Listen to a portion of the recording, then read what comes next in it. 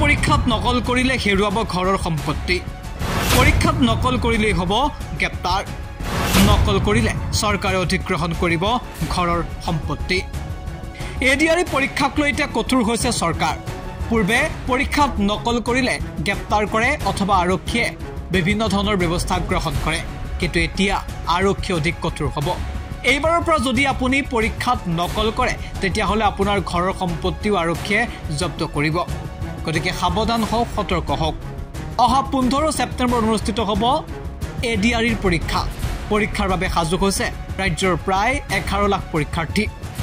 আৰু সেই পৰীক্ষাৰ্থীসকলক উদ্দেশ্যি কঠোৰ বাৰ্তা প্ৰেৰণ কৰিছে মুখ্যমন্ত্ৰী হিমন্ত বিশ্ব শৰ্মাই কৈছে বেআইনী কাৰ্যকলাপ অথবা নকল কোনো কাৰণতে নকৰিব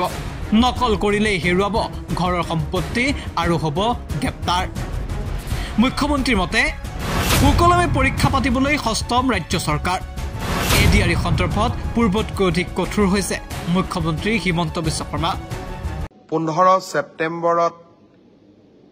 আমাৰ প্ৰথমটো ৰিক্ৰুটমেণ্টৰ পৰীক্ষা আৰম্ভ হ'ব 11 লাখ প্ৰাৰ্থী পৰীক্ষা পতা সহজ নহয় যোৱাবাৰ প্ৰাৰ্থী কম আছিল কাৰণে চেণ্টাৰ কম আছিল এইবাৰ চেণ্টাৰো বহুত প্ৰত্যাহ্বানো বহুত কালিৰ পৰা আমি প্ৰস্তুতি কৰিম যাতে পৰীক্ষা সুন্দৰ কৰি হয় আৰু পৰীক্ষা আমি যাতে সফলতাৰে পাৰ কৰিব পাৰো পৰীক্ষাত নকল কৰা বা পৰীক্ষাত নিয়মৰ বাহিৰত গৈ যিসকলে কপি কৰে নকল কৰে তেওঁলোকৰ বিৰুদ্ধে আমাৰ চৰকাৰে এখন বিধানসভাত আইন প্ৰণয়ন কৰিছে ইয়াৰ ফলত পৰীক্ষাত নকল কৰা ব্যক্তিজনক গ্ৰেপ্তাৰ কৰাৰ উপৰিও তেওঁৰ ঘৰুৱা সম্পত্তিসমূহ চৰকাৰে অধিগ্ৰহণ কৰাৰ এক ডাঙৰ ক্লজ এই আইন কেইখনত আছে দুই এদিনৰ ভিতৰতে আমি এই আইনখনৰ বিষয়েও বহুল প্ৰচাৰ কৰিম মই আশা কৰিম মেধাৰ ভিত্তিত নিযুক্তি বহুতে কয় মোৰ মেৰিট আছে কাৰণে মই চাকৰি পালো বহুত এতিয়া ফেশনো এটা আছে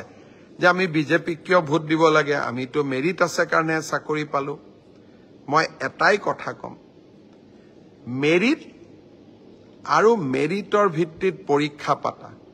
এই পংকিলতাৰে ভৰা সমাজত ইমান সহজ নহয়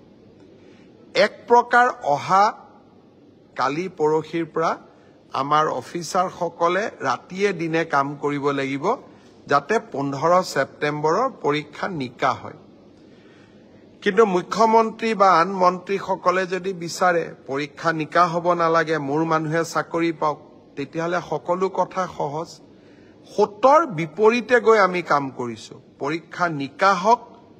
আমাৰ মানুহে পাওক না পাওক মেধাৰ ভিত্তিত চাকৰি হওক এই সংকল্পক সিদ্ধিলৈ ৰূপান্তৰ কৰা এটা অতি কঠিন কাম 15 সেপ্টেম্বৰত আমি আকৌ এটা শিক্ষাৰ্থীসকলেও পৰীক্ষা দিব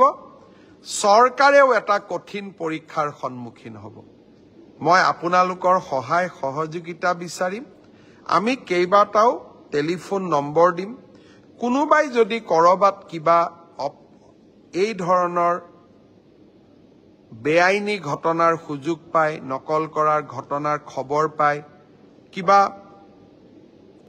নকৰিবলগীয়া কাম কৰিব এনেকুৱা আগত নিউজ ডেস্ক এনি টক্স